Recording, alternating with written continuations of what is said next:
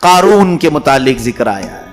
قارون موسیٰ علیہ السلام کے زمانے کا ایک ایسا مالدار شخص جس کو اللہ تعالیٰ نے قرآن میں فرمایا وَآتَيْنَاهُ الْكُنُوزَ، اسے ہم نے بہت خزانے دیے تھے. مَا إِن مَفَاتِحَهُ لَتَنُوءُ بِالْعُصْبَةِ أُولِي الْقُوَّةِ، اس کے خزانے کی چابیاں صرف 70 اونٹوں پر رکھی جاتی تھی. چابیاں. اور خزانے کتنے ہوں گے؟ جہاں تک نظر جاتی ہے اس کے خزانے تھے، محلات جس میں مال پڑا ہوا تھا. جب زکوٰۃ کا حکم آیا تو موسیٰ علیہ السلام کی قوم پر زکوٰۃ بنی اسرائیل پر 25% تھی. اگر ہوتی تمہارے اوپر تو کیا کرتے ہیں؟ 25%، 100 میں سے 25 روپے دینے پڑتے. 1 لاکھ روپے میں 25,000 روپے دینے پڑتے. یہاں 2,500 نہیں نکلتے ہیں. اس میں کئی مسئلے پوچھتے ہیں لوگ بچانے کے لیے کہ ابھی اس پر سال نہیں گزرا، اس پر سال نہیں گزرا، کہیں نہ کہیں اس کو چھپاؤ بچاؤ. میاں ہم سے کیا چھپاؤ گے؟ جس نے دیا ہے اس سے کیا چھپاؤ گے؟ وہ ہر چیز تمہاری جانتا ہے کہ مال تمہارے پاس کتنا ہے، کہاں ہے، کیسا ہے. لہذا چوری زکوٰۃ میں نہیں کرنا چاہیے. یہ اللہ تعالیٰ کے حضور ہے، اس کے حکم میں. مولا فرماتا یخادعون اللہ وہو خادعہم، وہ اللہ کو دھوکہ دینے کی کوشش کرتے ہیں جبکہ وہ خود اپنے آپ کو دھوکہ دے رہے ہیں. میں جنت کی طرف بلا رہا ہوں اور یہ خود دھوکے میں پڑھ کر جہنم کی طرف جا رہے ہیں. یہ قرآن کی آیات کے مفاہیم ہیں. قارون اب موسیٰ علیہ السلام کی زمانے میں 25% زکوٰۃ. اچھا یہ ایک بات یہ بھی یاد رکھ لیں، ان کو 25% جو زکوٰۃ فرض تھی وہ ایسی نہیں، ان کو اللہ نے اتنی نعمتیں بھی تو عطا کی تھی. قرآن میں اللہ فرماتا ہے کہ ہم نے بنی اسرائیل کو پوری دنیا میں سب سے افضل بنایا تھا. اور ان کو اللہ فرماتا ہے اذکروا نعمتی التی انعمت علیکم وانی فضلتکم علی العالمین، میں نے تم کو پورے دنیا میں سب سے افضل بنایا تھا اے بنی اسرائیل، میری ان نعمتوں کو یاد کرو. کیا کیا دیا تھا انہیں رب تعالیٰ معلوم ہے.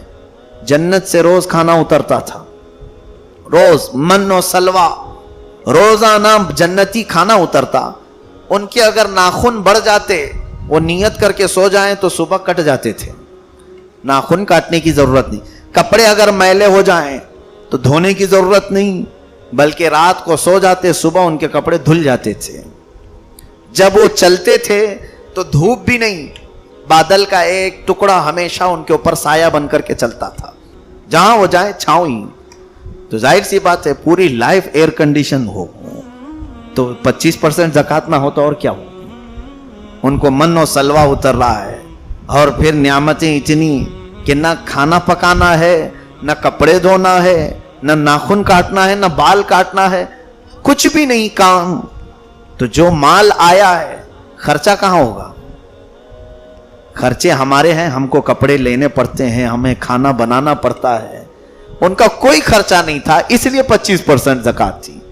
لیکن قارون کی جب 25% کی بات آئی، بہت مال جا رہا تھا، تو اس نے حضرت موسیٰ علیہ السلام سے کہا میرے لیے اپنے رب سے کہہ کر کے کچھ کم کراؤ، رعایت کراؤ. یہاں سے ایک بات پتہ چلتی ہے کہ نبیوں کو اللہ نے مختار بنا کر بھیجا ہے، اختیار دے کر بھیجا ہے. وہ اگر مولا سے عرض کریں تو کسی کو مولا تعالیٰ الگ حکم بھی دے سکتا ہے. آپ نے دعا کی، اللہ نے فرمایا ٹھیک ہے قارون سے یہ کہنا کہ اس کے لیے ہم نے بہت کم کر دیا زکوٰۃ. 100 میں 25 تھی نا، 100 میں 25 سے گھٹا کر کتنی ہونا چاہیے؟ کنسیشن کوئی بھی کرے، 5% گھٹا دے، 20، یا چلے 15% کم 10% دے دو، یا کوئی بہت ہی زیادہ مارکیٹ میں مارجن رکھ کر کے بیچ رہا ہے تو 5% تک آ جائے گا. بھائی 25% تم فائدہ لے رہے ہو، اب 5% لو. اب یہ قارون کو معاف کتنی ہوئی زکوٰۃ معلوم ہے؟ 1000 میں 1 روپیہ دو، 100 میں 1 نہیں، 1000 میں 1 روپیہ دو. خوشی سے تو اس کو پھولے نہیں سمانا چاہیے. اتنی کم ہو گئی، اتنی کم ہو گئی، پرسنٹیج کے اعتبار سے دیکھا جائے تو بہت نیچے آ گئے، 0 پوائنٹ میں آ جائے گا. اب اس نے اس حساب سے جب لگایا خزانوں میں تو ایک یعنی 1000 میں 1 کے حساب سے جب اس نے حساب کیا تو کئی 100 خزانے اس کے صرف زکوٰۃ میں جا رہے تھے. کئی خزانے خالی زکوٰۃ میں نکل رہے تھے. پھر دل نہیں مانا. مال کی حرص اور لالچ ایسی ہی ہوتی ہے. اس لیے بعض نوجوانوں نے بھی مجھے سوال کیا تھا یہ پی ایف پر زکوٰۃ ہے یا نہیں. پروویڈنٹ فنڈ جو ہوتا ہے نوکری کرنے والوں کی ہر مہینے کچھ تنخواہ کٹ کر کے بینک میں جمع ہوتی رہتی. گورنمنٹ جاب والوں کے لیے تو کمپلسری ہوتا ہے. کچھ پرائیویٹ لوگوں جابز والوں کے لیے بھی ہیں ایسے سسٹم کہ ان کا پی ایف کٹ کر کے جمع ہوتا ہے اور ان کے ریٹائرمنٹ کے وقت وہ پورا دے دیا جاتا ہے. اس پر بھی زکوٰۃ فرض ہے جو آپ کی پی ایف جمع ہو رہی ہے. 2 آپشن ہے آپ کے لیے. آج اس سال دیکھو آپ کے پی ایف میں آپ کے اکاؤنٹ میں کتنے پیسے ہیں, اتنی کی زکوٰۃ دے دو. نہیں دینا چاہتے ہیں تب بھی شریعت کی طرف سے آپشن یہ ہے ریٹائرمنٹ کے وقت پوری جب آئے گی سب ملا کر کے ہر سال کی دیتے آؤ. 25 سال اگر تم نے ڈیوٹی کی ہے تو 25 سال کی زکوٰۃ نکالنی پڑے گی. پھر وہی ہو جائے گا جو قارون کے ساتھ ہوا. پورے کئی خزانے نکل رہے میرے پی ایف کے. تو ظاہر سی بات ہے جب ریٹائرڈ ہوتا ہے تو کسی کے 20-25 لاکھ روپے آتے ہیں اور 20-25 لاکھ روپے جب آئے تو اب اسے 25 سال کی زکوٰۃ بھی دیکھنی پڑے گی. ڈیوٹی اگر 25 سال کیا ہے 30 سال کیا ہے تو ہر سال پی ایف جتنی ہر سال رہی اتنی زکوٰۃ. ایک بڑا سر درد رہے گا اس کو حساب کرنے کا. اس لیے آج کرنٹ اماؤنٹ کتنی ہے تمہاری پی ایف میں اتنی نکالتے چلے جاؤ. ہر سال نکالتے چلے جاؤ. انشاءاللہ وہ محفوظ بھی رہے گی. جس مال کی زکوٰۃ نکال دی گئی وہ اللہ کے ذمہ کرم میں حفاظت میں آ گئی. اگر وہ کہیں چلی بھی گئی تو اللہ اس کا 10 گنا زیادہ تمہیں زندگی میں لوٹائے گا. زکوٰۃ نکالے ہوئے مال کی بات کر رہا ہوں. قارون نے نکالا, بہت خزانے جانے لگے تو اس نے کہا کوئی سستا کام دیکھ لیتے ہیں. مالداروں کی یہی ایک کیفیت ہوتی ہے, اللہ کے نام پر نہیں دے سکتے لیکن جان بچانے کے لیے کہیں رشوت دینا ہو تو جلدی دے دیں. وہ ہزاروں میں نہیں لاکھوں میں بھی رشوت دینے کو تیار ہوں. اس نے ایک غلیظ قسم کی عورت کو ہائر کیا, فاحشہ تھی, طوائف. اس سے کہا کہ تجھے میں منہ مانگا انعام دوں گا, بس بھرے مجمع میں میں موسیٰ سے کچھ سوال کروں گا زنا کے بارے میں, تو صرف یہ کہہ دینا کہ میرے پیٹ میں موسیٰ کا بچہ پل رہا ہے. معاذ اللہ رب العالمین. زنا کی تہمت لگانے کے لیے قارون نے عورت کو ہائر کیا ہے, کرائے پر لیا ہے. اس نے کہا ٹھیک ہے تیار ہوں. کتنے پیسے اس کو دینے کو تیار ہے. ادھر زکوٰۃ نہیں دینا ہے اور ایک فاحشہ کو صرف الزام لگانے کے لیے پیسے دینا ہے. یہ بہتوں کی کیفیت آج بھی ہے میرے عزیزو, آج بھی ہے. بچنے کے لیے کسی کو گرانے کے لیے پیسہ دے دو, کسی کو بھی لاؤ کھڑا کر دو. تو وہ عورت آئی مجمع میں, سارے لوگ بیٹھے تھے, موسیٰ علیہ السلام خطاب کر رہے تھے, قارون بھی اس میں تھا. کھڑا ہوا پوچھنے لگا اے اللہ کے نبی, اگر کوئی شادی شدہ شخص زنا کرے تو اس کے لیے کیا سزا ہے؟ موسیٰ علیہ السلام نے فرمایا اس کا منہ کالا کیا جائے اور رجم کیا جائے گا, پتھروں سے اسے اتنی بارش کی جائے کہ وہ ہلاک ہو جائے. یہ موسیٰ علیہ السلام کی شریعت میں بھی یہی حکم تھا. تو قارون کھڑے ہو کر کے کہتا اگر آپ نے کیا تو معاذ اللہ رب العالمین. حضرت موسیٰ علیہ السلام کو جلال آ گیا, کہا اعوذ باللہ ان اکون من الجاہلین, اللہ کی پناہ میں جاہلوں میں سے نہیں ہوں. تو نے نبی کے متعلق سوچا کیسے کہ میں کر سکتا ہوں؟ اللہ نے نبیوں کو پیدائشی معصوم بنایا ہے. وہ گناہ کرنا تو چھوڑو, سوچ بھی نہیں سکتے. ان کے اندر گناہ کرنے کی جو کیفیت ہوتی ہے وہ اللہ نے رکھا ہی نہیں. جو شہوت ہوتی ہے نفس امارہ, یہ نبیوں کو اللہ نے رکھا ہی نہیں. فرشتوں کو اور نبیوں کو اللہ نے اس سے پاک رکھا. تو موسیٰ علیہ السلام نے ابھی یہ کہا ہی تھا کہ قارون جو ہے اس عورت کو کھڑے ہونے کا کہا, کھڑی ہو جا. تو عورت کھڑی ہوئی لیکن موسیٰ علیہ السلام کی طرف دیکھتے ہی کانپنا شروع کر دیا. نبی کا جلال جیسی جسم پر پڑا تو وہ تھر تھرانے لگی. موسیٰ علیہ السلام نے پوچھا کیا بات ہے, کیوں کھڑی ہے, کیا کہنا چاہتی ہے؟ قارون اس کو سپورٹ کر رہا تھا, بول بول.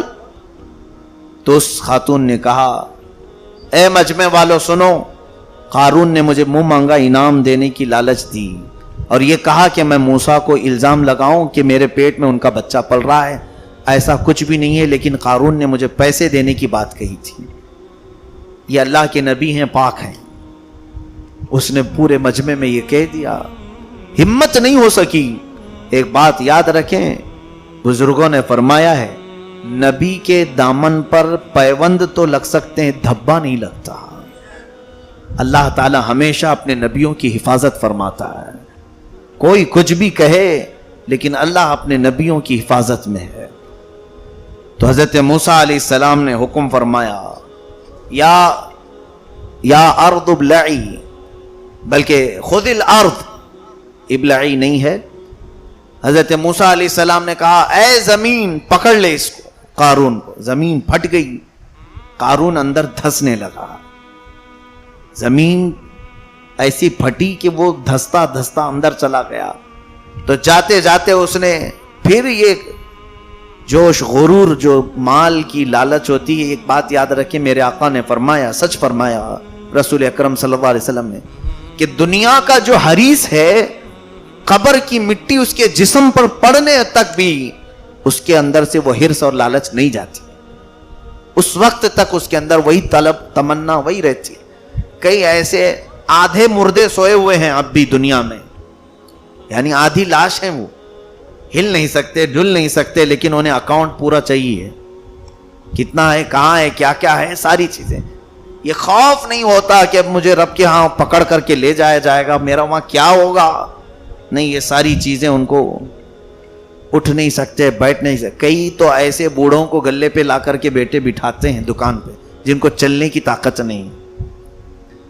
آخری وقت ہے, اللہ کے حضور جانے کی کچھ تو تیاری کرنی چاہیے, لیکن طول عمل جس کو کہتے ہیں, یعنی لمبی امید, ابھی تو ٹائم ہے, بعد میں کر لیں گے. ایسے کئی بوڑھے بغیر توبہ کے چلے گئے. اللہ حفاظت فرمائے.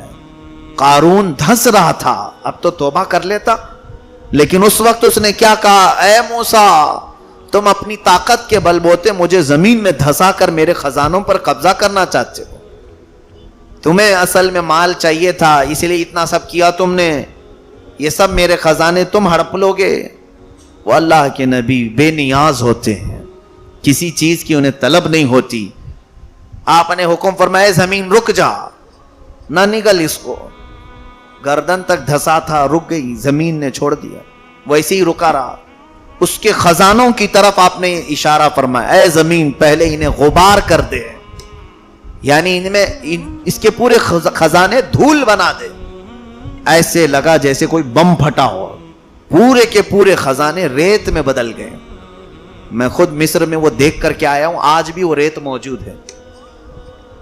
پورے کے پورے خزانے ایسے دھسے کہ نہ اس میں مال, نہ سونا, نہ چاندی, نہ مٹی, کچھ نہیں, پورا ریت بن گئے. اس زمانے میں انہوں نے ڈمپ کیا تھا اس کو, ایسا کہ وہ پورا خاک راکھ کی طرح کی بالو بنی ہوئی. اس جگہ کا نام ہی آج بحیرہ قارون ہے. مصر میں, ایجپٹ میں, کائرو سٹی سے, وہاں کی کیپٹل سٹی سے تقریباً 100 کلومیٹر کے فاصلے پر الفیوم ایک شہر ہے, جہاں یہ موجود ہے آج بھی بحیرہ قارون.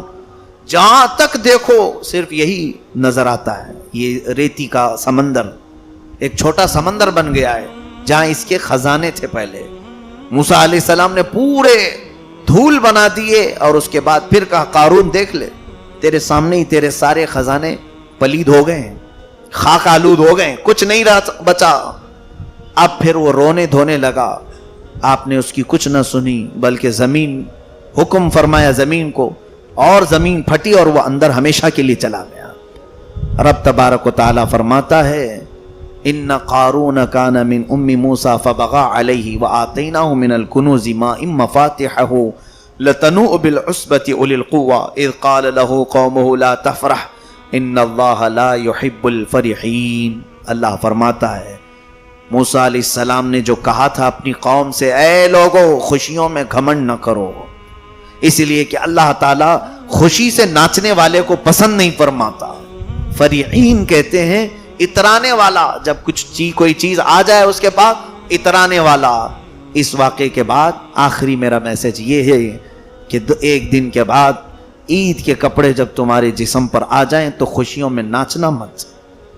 بعض لوگوں کی عادت ہے، بچے نوجوان اچھے عمدہ کپڑے پہن کر ہاتھ میں کچھ پیسے آ جائیں عیدی، سب سے پہلے اس کو لے جا کر جوا کھیلیں یا پھر کسی سینما تھیٹر میں اس کو لگا دیں.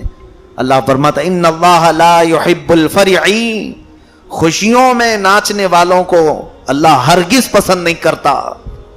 آج میرے آقا کی رحمت ہے کہ زمین نہیں پھٹتی اور ہم اندر پورے کے پورے نہیں جاتے، ورنہ گناہ ہمارے بنی اسرائیل سے کم نہیں ہیں، ان سے زیادہ ہیں. یہ میرے آقا کی رحمت ہے کہ وہ موجود ہے ہمارے ساتھ، لیکن آخرت کا عذاب وہ تو برحق ہے.